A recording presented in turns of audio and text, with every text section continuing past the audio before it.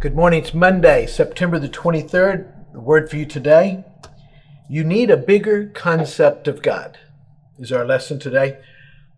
How big is your God? Well, ultimately, God is who he is, regardless of what we think. But how we live has a lot to do with our concept of God, how big we see God. Isaiah 55:9 says, "As the heavens are higher than the earth, so are my ways higher than your ways, and my thoughts than your thoughts." This is God talking to the people and saying that it's the heavens from the earth and the distance there, which is absolutely incredible. The difference in our ways and his ways, our thoughts and his thoughts. If we see God as a Sunday God, but not for the rest of the week, we have a really pretty small God. But if we see God as somebody who's interested in every detail of our life, he cares about every single thing, then we start seeing God as he really is. Because he does. He cares about every single thing. Have you ever lost something like your keys? And you say, okay, God, you know where they are. I've looked everywhere and God, I just can't find them. And then, God, would you show me where the keys are? And then, did you find them in a short time later? You know, I've experienced that 2 or 3 different times, and I'm thinking, why would God, with all the things going on in the world, why would he care about me and my keys? But he does. He cares about everything about us. When do we need a bigger God? Well, when there's not enough money in the bank to pay the bills.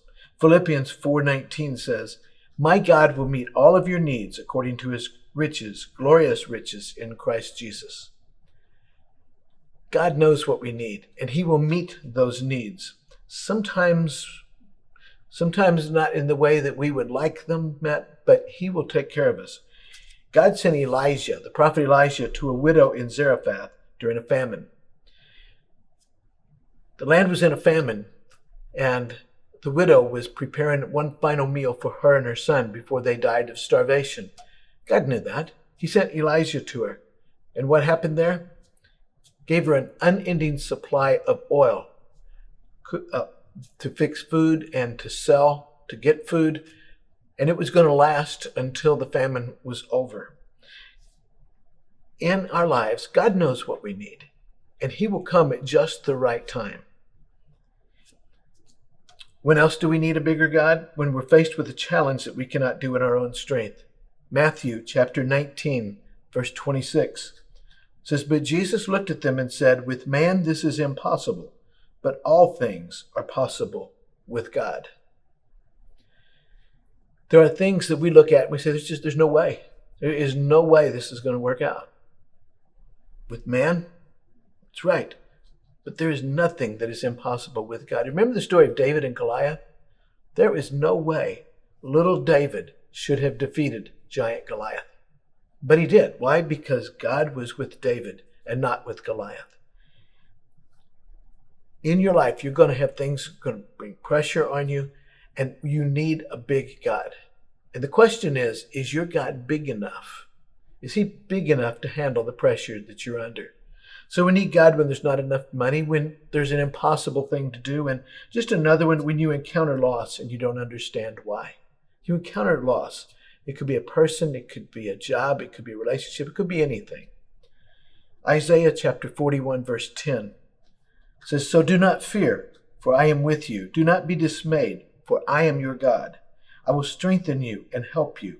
I will uphold you with my righteous right hand."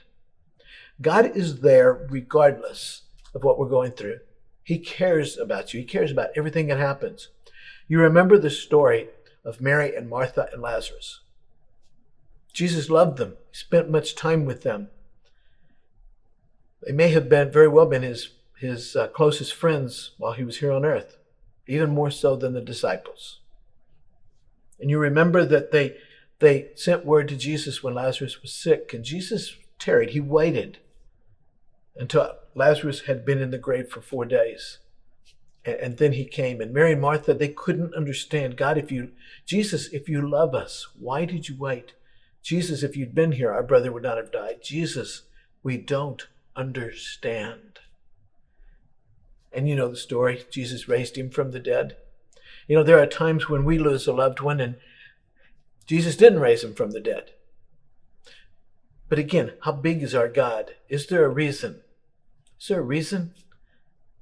He always has a reason. But his ways are greater than our ways. His thoughts are greater than our thoughts. And we're not always going to understand it. Things are going to happen that will be out of our control. And we're going to look at it, it's absolutely impossible, but it's never impossible with God. You know, the lamp division of General Electric years and years ago, when new engineers, new people would come into work, they would give them an assignment. It was a joke. Really, it was a joke. It was the impossible task of frosting bulbs on the inside. Well, one of the engineers didn't realize it was a joke, and he didn't understand the word impossible, so he began working on it, and you know what? He was able to do that. He was able to frost the bulbs on the inside, which also made them stronger.